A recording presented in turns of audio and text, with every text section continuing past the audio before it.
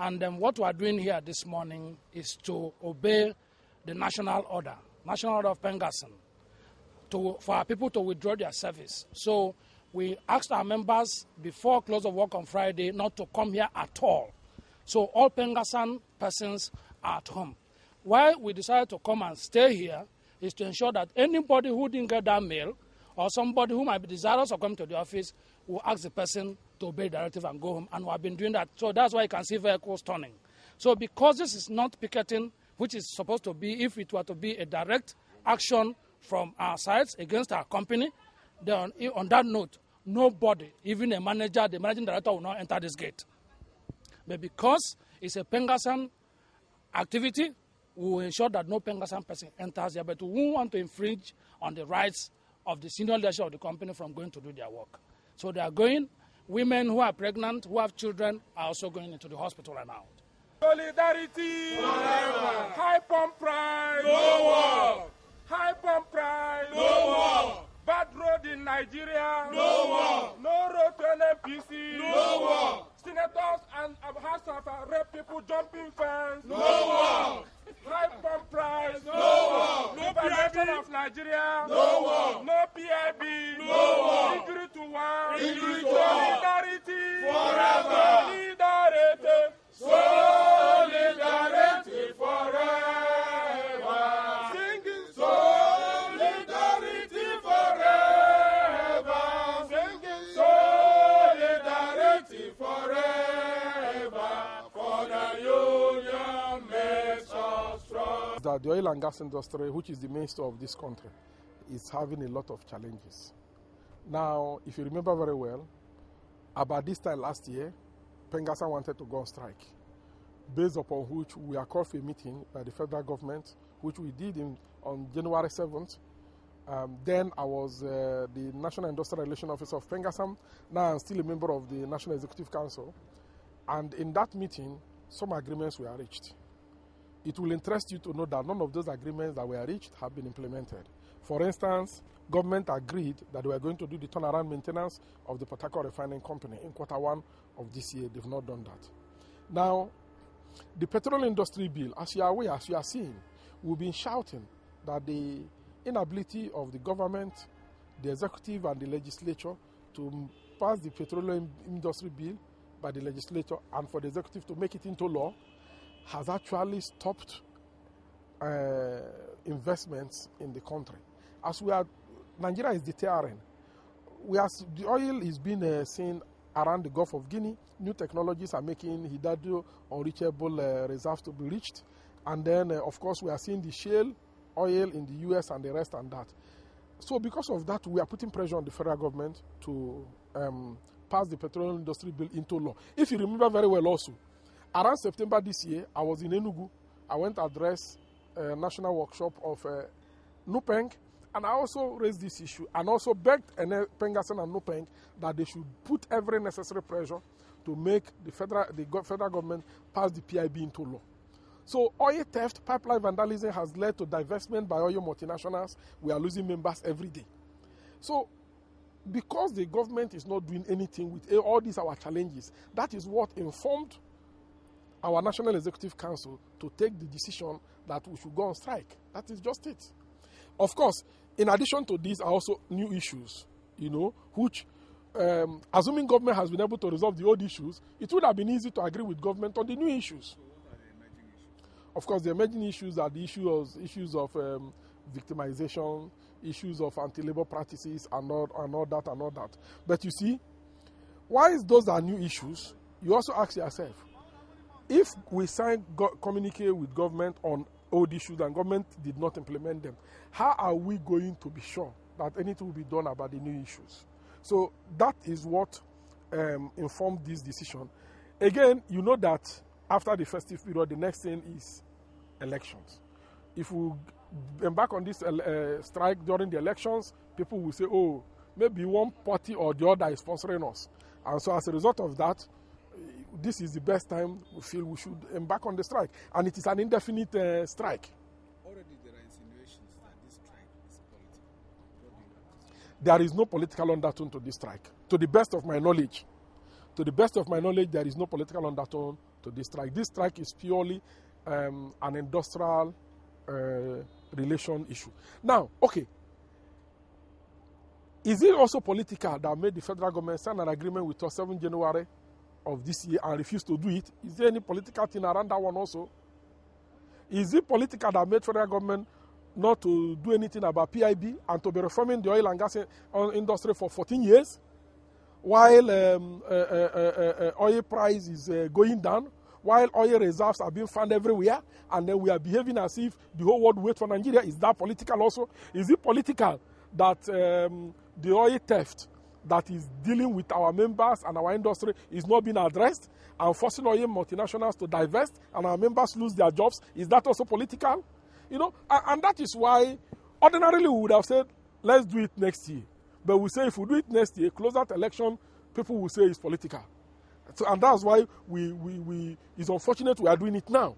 But we know that Nigerians will bear with us. It's a very difficult decision we've taken. And it is completely a decision that has nothing to do with politics. It is a pure workers' decision having to do with addressing workers' welfare. As I was speaking with you now, many people in many multinational companies have been asked to go.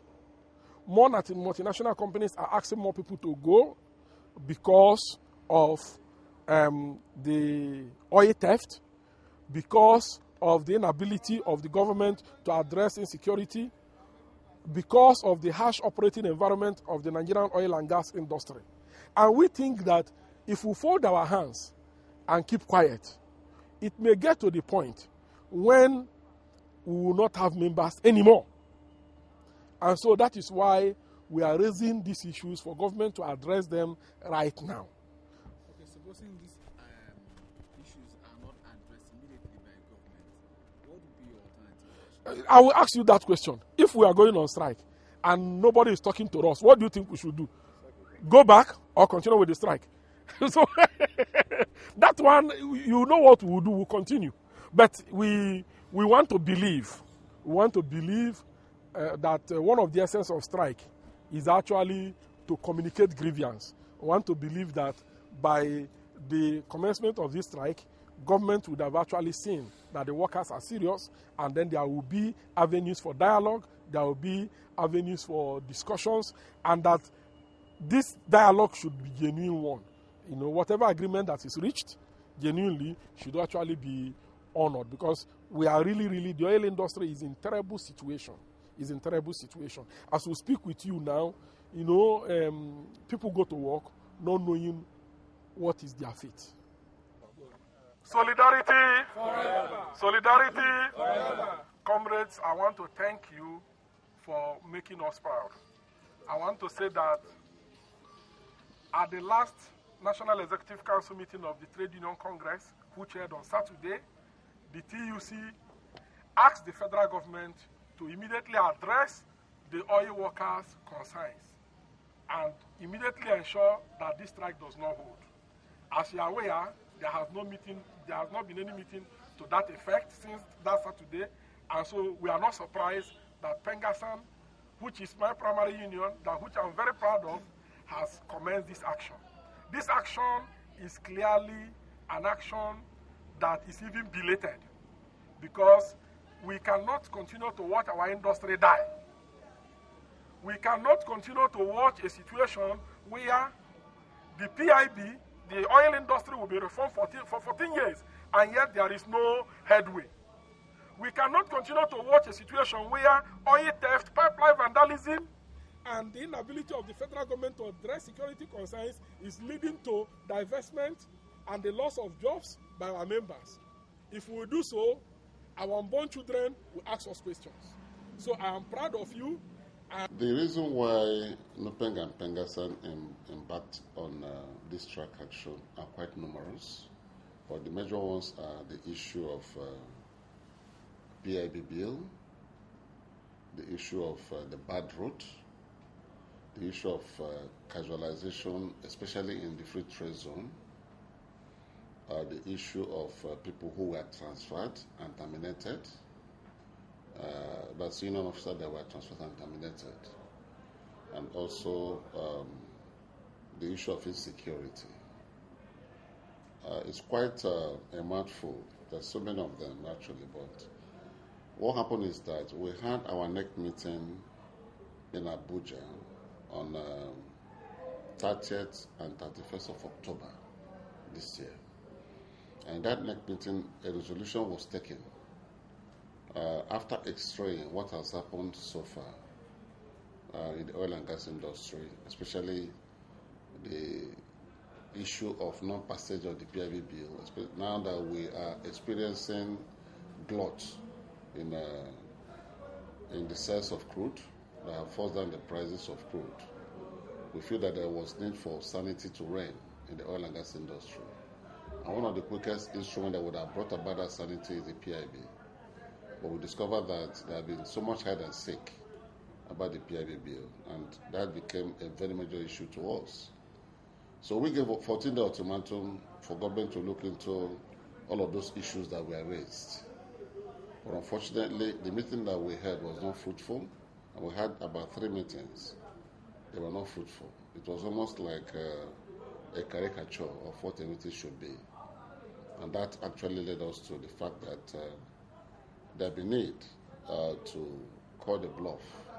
But we didn't want a situation where you give ultimatum and it's not respected, and as a union, you stand like Kimber and watch. So that is what gave rise to the industrial action, which was actually avoidable. This will have on the national economy? I do not know the effects you are talking about, really, because those statistics were released by government probably to look good. Okay? Yes, the issue here is this. Reliance on petroleum products is not the fault of the union. The government have to rely on petroleum products and the people have to rely on petroleum products. It is probably because government have failed to do what is needful. Okay? So let us not at any point begin to blame the union or the people. Should we at this material time be talking about, I heard in the news this morning that the power had dropped to about 2,800 something megawatts. And when they promised that, in fact, from their estimate, we're looking at over 6,000 megawatts by this time. But it has dropped. So now people may naturally have to resort to petroleum products. It also means that the government has failed their responsibility. The national economy you are talking about, I do not know. I do not know. Because as we speak today, except government do not want to monitor, or they are afraid to monitor, distribution of petroleum products. Okay? We're taking it easy. If you look at the pattern of this strike action, at the distributive arm level, I'm sure when you're coming in, some of them are still selling fuel. We plan in such a manner that it is not going to have that kind of crunching effect on the citizenry. But it is likely going to have more effect on the crude itself. Because that one is the one that impacts directly on the government. So that is the target. We try to manage it in such a manner that it will build up gradually. That's why I told you that governments have an opportunity to arrange the situation if they so wish. We didn't want to come down heavily and say, okay, distribution have to stop today. No. So we're graduating it gradually, giving them an opportunity to intervene and ensure that if they truly love Nigerians, the effect will not be noticeable. What you're saying now is panic buying, frankly. If you ask anybody, they will tell you that distribution is still going on gradually. So we are targeting, some strategic areas. But the area we actually want to make more impact is on the area of crude. But that is why government benefits so much. We've not seen any benefit as a matter of fact anyway. So for us, we look at the sales of crude and whatever it is to be to the betterment of those in power and not to the general public. But those ones that impacts on the people, which is petroleum products, we want to reassure them it will not be in such a manner that they will cry so much. Okay? As we speak today, there are still stations selling fuel.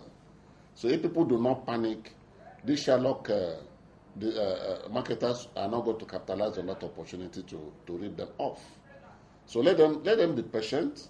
Let us also watch the body language of the government. I'm very sure the government actually wants to live up to their responsibility. It will not get to that point when people will cry so much.